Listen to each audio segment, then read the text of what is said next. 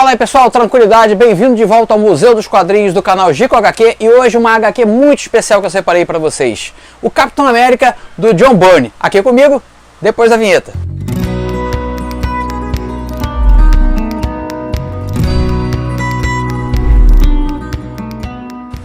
Vida longa e próspera, pessoal! Bem-vindos de volta ao Museu dos Quadrinhos do curso Gico HQ. Se você está chegando aqui agora e não conhece o canal, a gente fala de quadrinhos antigos, dá dicas sobre leitura, desenho e tudo mais que é importante para você dar uma relaxada aí na mente nesses tempos tão obscuros. Se você ainda não é inscrito no canal, se inscreve aí, aciona o sininho para o YouTube te avisar toda vez que eu colocar um vídeo velho aqui no canal, beleza?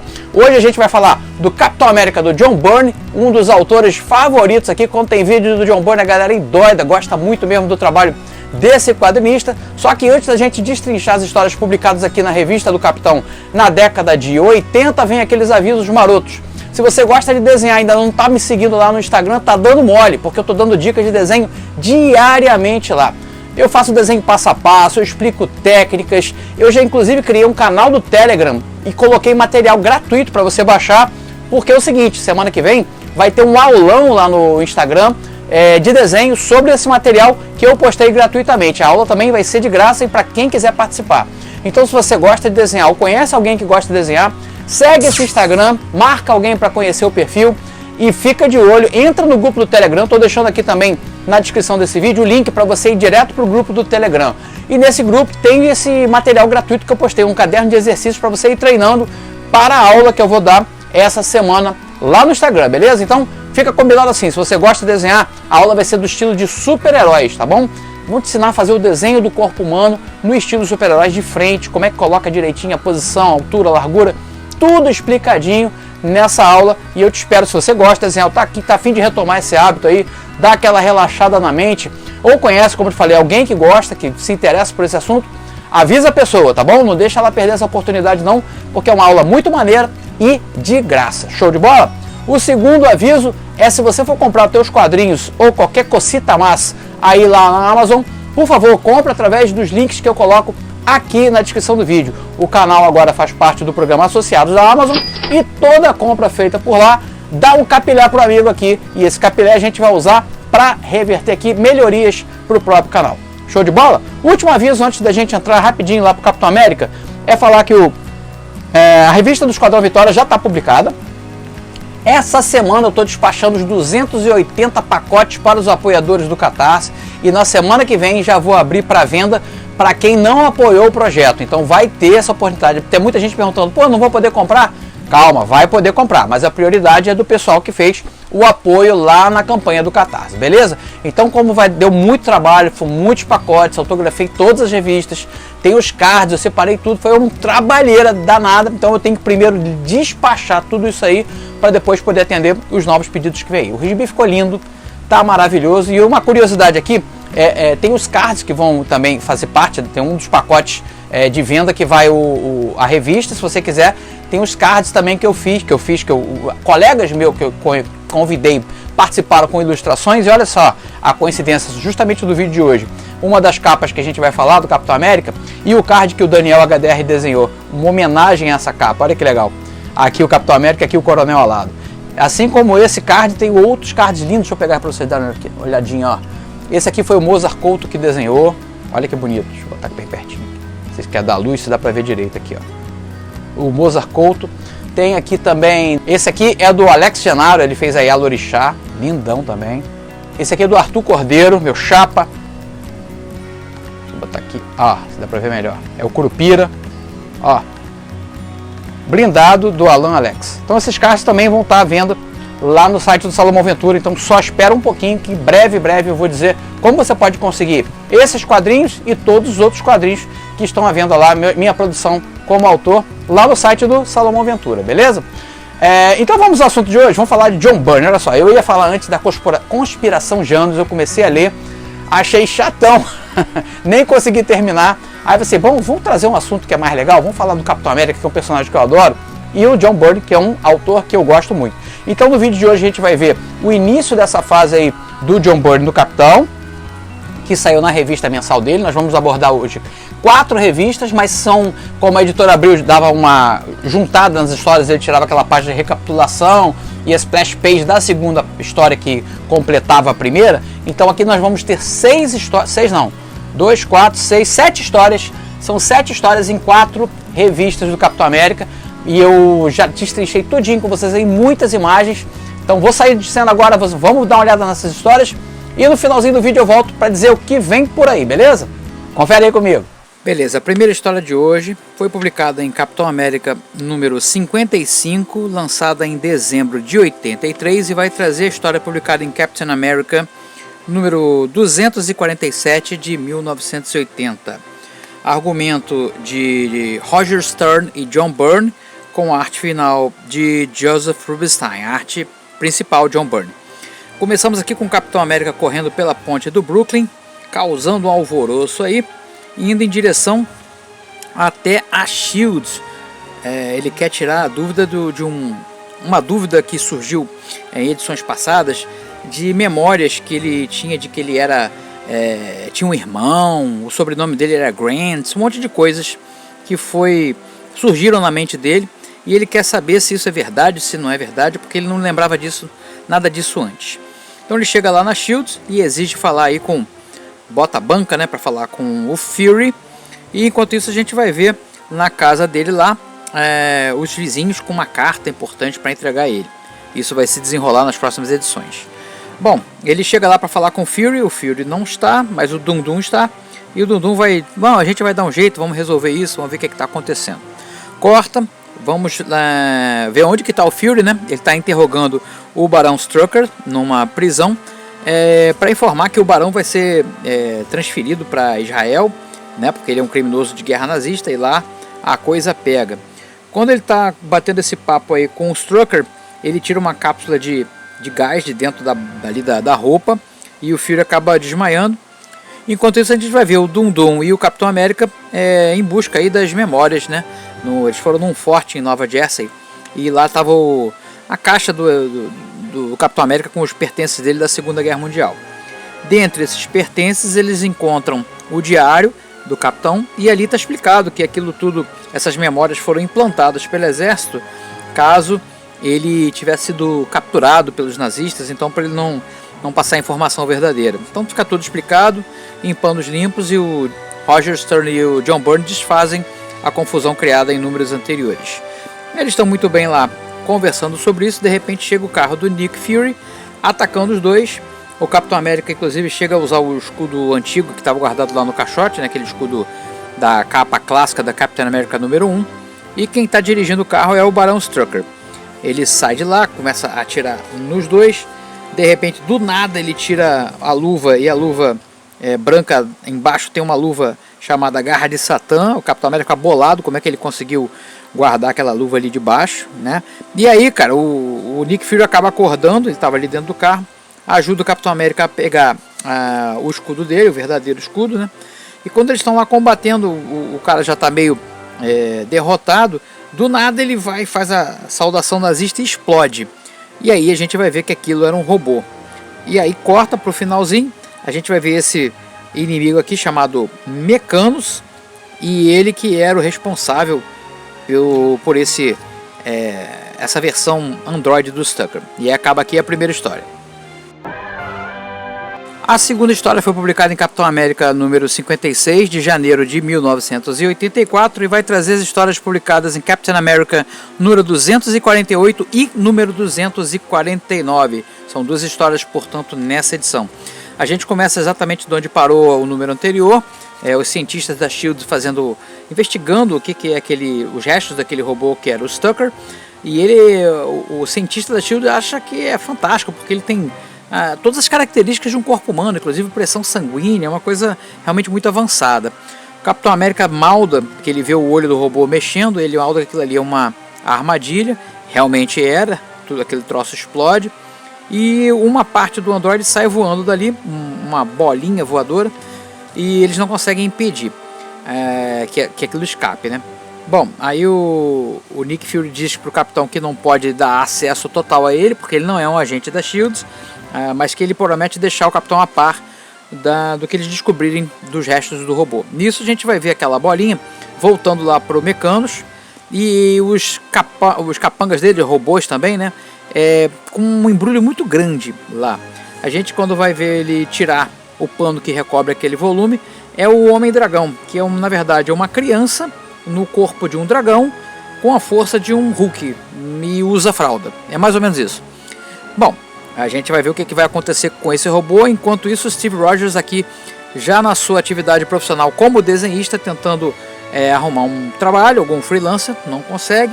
Quando ele volta para casa, aí os vizinhos estavam lá e apresentam que será uma das namoradas do capitão, a Bernie Rosenthal, Bernadette, né? E ele já fica meio afim da menina assim logo de cara.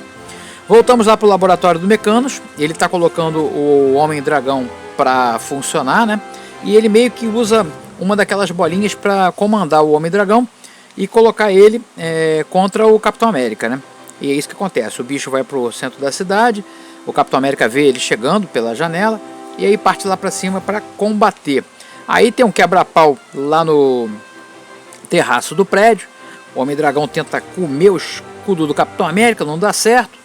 Ele joga aquilo para cima, o escudo acaba voltando com uma força danada, cai ali no terraço do lado do Capitão América, ele acaba se distraindo com isso, o bicho pega ele, esmaga e a gente fica assim, agora ele não escapa dessa. Mas, ledo engano, continuamos aqui na mesma edição, o bicho está segurando o Capitão América na mão ali, na munheca, esmagando o Capitão América, ele tira a luva e taca no olho do bicho, a luva, o bicho sente dor, né? Acaba soltando o Capitão América e o Capitão acaba destruindo aquela bolinha que estava controlando o Homem-Dragão. Quando isso acontece, o Homem-Dragão meio que recupera assim a consciência e parte para quem estava causando aquela dor nele, na verdade aquele Mecanos. O Capitão América pega carona aqui no calcanhar do bicho e vai para onde ele está indo, se dirigindo. Ele chega lá no interior da cidade e nisso o local de combate onde eles tinham combatido acaba pegando fogo lá no prédio onde eles estavam, né? Bom, aí corta de novo lá pro laboratório do Mecanos, chega o Homem-Dragão e junto o Capitão América, né? O Capitão América chega ali, pega o cara assim pelo gogó e a gente vai ver que aquilo também é um robô. E ele começa a ser atacado por diversas partes de robô, um que parece o Homem-Aranha, outro parece o Coisa, mas ele consegue rapidamente se desvencilhar desses robôs. E ele novamente pega o Mecanos vai contar a história dele, que ele estava combatendo o Demolidor e ele acabou caindo lá de uma altura muito grande.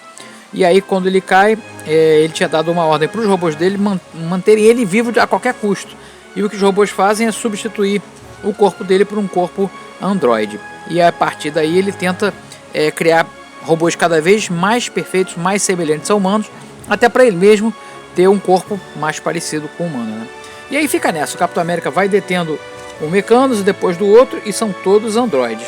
Até que finalmente ele chega à conclusão de que tem um computador central lá que comanda todos os androides. E o Capitão América enfia o escudo ali no computador, realmente os androides todos caem, e aí a gente vai ficar sabendo que a alma do Mecanos estava naquele computador.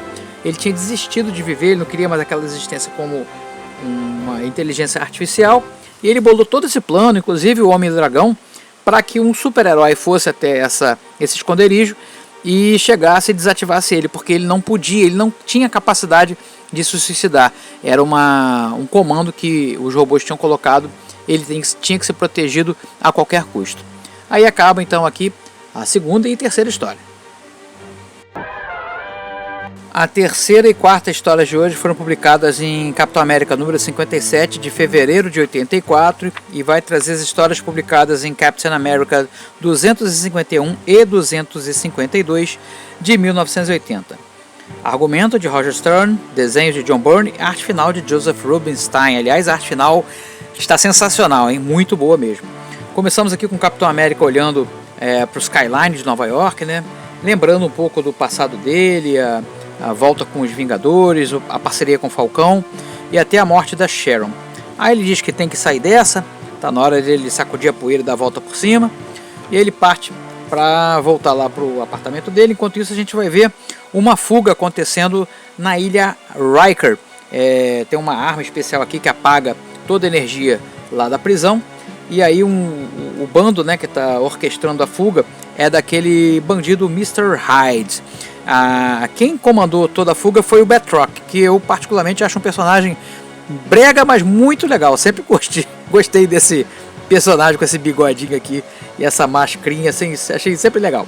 Bom, aí eles conseguem fazer a fuga do Hyde, e aí o Batroc revela que fez isso porque ele tinha uma recompensa de 5 milhões, e aí o Hyde fala que não era nada disso, que era mentira, porque se eles se juntar ali, eles vão ganhar muito mais do que 5 milhões. O Batroc parte para combater o Hyde, é inefetivo, porque o Hyde é forte pra caramba, tipo um Hulk calmo, né? E aí ele descobre aqui, através de uma notícia de jornal, que eles têm uma maneira de ganhar muito, muito dinheiro. E aí o Batroc acaba se unindo a ele. A gente vai ver então o Steve aqui já tentando virar a noite para cobrir prazos como desenhista, né? Quem nunca? E aí Bernie chega lá, já está toda interessada nele também. Aí diz que vai fazer o café da manhã para ele, manda ele se barbear e coisa e tal. E aí o Steve consegue um emprego, né? Pelo menos gostou. O cara da agência de publicidade gostou do desenho dele. Nisso ele acaba se ligando, né? Que houve na notícia que os caras que sequestraram o navio lá da Roxxon, que é o plano do Mr. Hyde, um dos caras tem sotaque francês. Ele começa a ligar os pontos e lá no navio a gente está vendo que é realmente o Batroc que está no comando do sequestro daquele navio, que faz parte do plano do Mr. Hyde. Eles exigem então a presença de um refém, e o Capitão América se oferece para ser esse refém. Mas era tudo um plano do Capitão. Tem ali uma armadilha acionada que espalha um gás para poder botar a galera para dormir. O Batroc acaba atacando o Capitão no meio daquela confusão, e o Mr. Hyde também está por lá e começa a descer a lenha do Capitão América. Ele está muito mais forte agora e acaba combatendo, deixando o Capitão fora de combate. E eles amarram o Capitão América na proa do navio, que vai colidir com a Nova York, e o navio está carregado de petróleo, ou seja, a potência de uma bomba atômica. A história continua então com o navio indo em direção até a Nova York, e o Capitão América tentando fugir dali para poder dar um jeito de impedir aquela catástrofe, né? Ele fica só pensando o que vai acontecer. Ele acaba então conseguindo romper o elo de uma corrente, mas bate com a cabeça na proa do navio e cai desmaiado. Nisso a gente vai ver o Hyde contando como que ele fugiu do último combate com o Capitão América. Ele disse que passou algum tempo na prisão, que ele acabou sendo preso por roubar uma farmácia para conseguir elementos químicos para dar mais força para ele, né, através da poção que ele faz. E aí ele acaba dizendo que não está mais nem aí para nada, ele quer mais destruir o Capitão América e explodir a cidade. E nisso o Batroc, que não é um assassino, é só um mercenário, não concorda e começa a luta entre os dois aliados ali para poder impedir esse plano do vilão. O Capitão América então acaba acordando ali daquele tombo que ele levou, recupera o escudo dele e se une ao Batroc contra o Mr. Hyde para poder impedir que o navio se choque contra Nova York. Tem uma hora que o Mr. Hyde, no meio da luta, vai pegar um tubo ali para poder jogar com o Capitão América, só que o tubo tem um líquido super congelante, acaba caindo em cima dele mesmo e ele se congela, cai lá na Bahia, né? E o Capitão América ainda tenta salvar essa peste, mas não consegue, ele não acha. E o Batroc aproveita a confusão e vaza dali no barco, e o Capitão América vai no submarino e acaba pegando o Batroc ali na esquina. E ele, com um bom humor aí no final, fala, fazer o que, né? C'est la vie. E aí perdeu, né? E acaba aqui então a quarta e quinta história. As duas últimas histórias de hoje foram publicadas no Capitão América número 58 de março de 1984 e vai trazer histórias publicadas em Capitão América 253 e 254. O ódio se chama Sangue, a volta do Barão Sangue, com argumento de Roger Stern e John Byrne, desenhos de Byrne e arte final de Joe Rubinstein. Começamos aqui com em Londres, a cena de um crime, uma menina estripada aqui, chega um médico para verificar e realmente diz que é uma coisa sinistra, e aí pede para falar com a tal de senhora Christian, numa mansão. E aí ele quer falar, perguntar como que está o pai dela, que também tinha pedido para ele informar quando o estripador que está atacando essa cidade lá na Inglaterra atacasse de novo, e o cara ele vai lá justamente para isso, né, o médico. Essa pessoa que está aqui de cadeira de roda nas sombras diz que conhece uma pessoa, a única pessoa que pode dar cabo desse assassino. Então agora sim cortamos para Nova York, está tendo um assalto. Capitão América chega lá, impede o assalto, pega o primeiro assaltante, o segundo aponta uma arma para ele e ele só na moral faz o cara entregar a arma. Bem, ele volta então para casa, ele tá para o encontro que ele marcou com a Bernie, né? Depois eles vão para casa, dá uma relaxada. Quando tá lá quase acontecendo aí o primeiro beijo dos dois, toca o telefone, é o Jarvis, dizendo que chegou a carta pro Capitão América. Outra carta, aquela primeira a gente nem sabe o que é ainda. E aí é uma carta meio que escrita em código que relembra ao Capitão momentos da Segunda Guerra Mundial. Ele acaba lembrando dos invasores, o grupo que ele fazia parte, e do Union Jack e a Spitfire, que a carta faz menção a esses personagens. O Capitão então chega lá na Inglaterra, acaba encontrando esses antigos aliados, vão até a mansão Falsworth, e esse Lord Falsworth era o Union Jack original, personagem, aliás, que eu acho com um visual bem maneiro. E aí esse Union Jack vai falar pro Capitão que crê que quem está cometendo esses crimes é o Barão Sangue, o antigo inimigo deles, nazista, que vem a ser também irmão do próprio Lord Falsworth.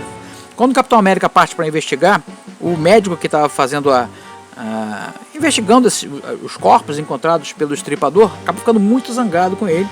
Ele sai de lá e vai até a Scotland Yard para poder saber se o Barão continuava enterrado onde ele tinha sido deixado. E eles chegam lá na tumba e vê que não, que o corpo tinha sido substituído por um de uma jovem de 20 anos. Buenos, voltamos então lá para a mansão e o Capitão América relata pro Lord Falsworth o que aconteceu e ele fica muito irado, né?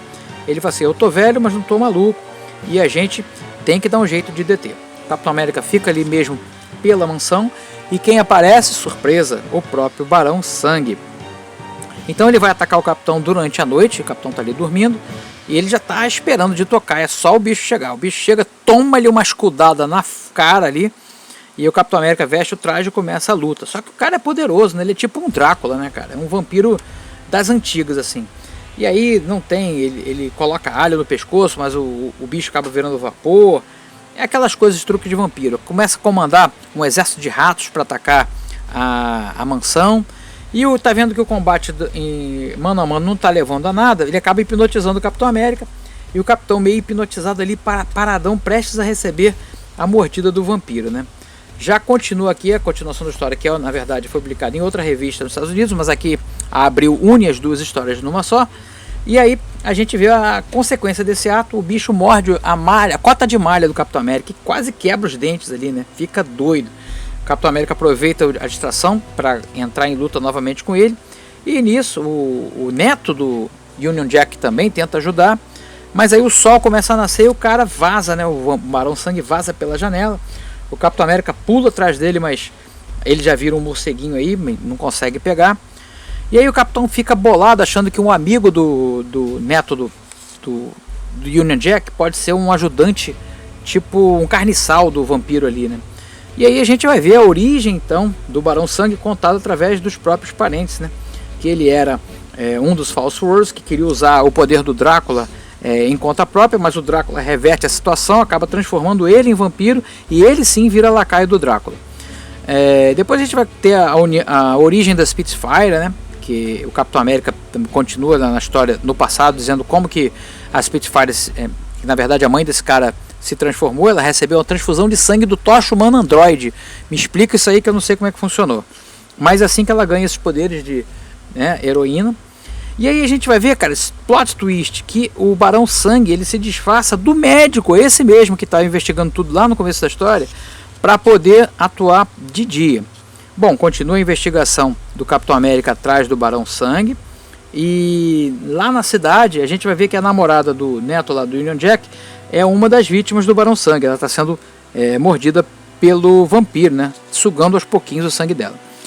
Nos Estados Unidos a gente vai para o apartamento do Capitão América. A Bernie está fazendo uma faxina lá para ele e recebe uma ligação dizendo que ele perdeu o emprego.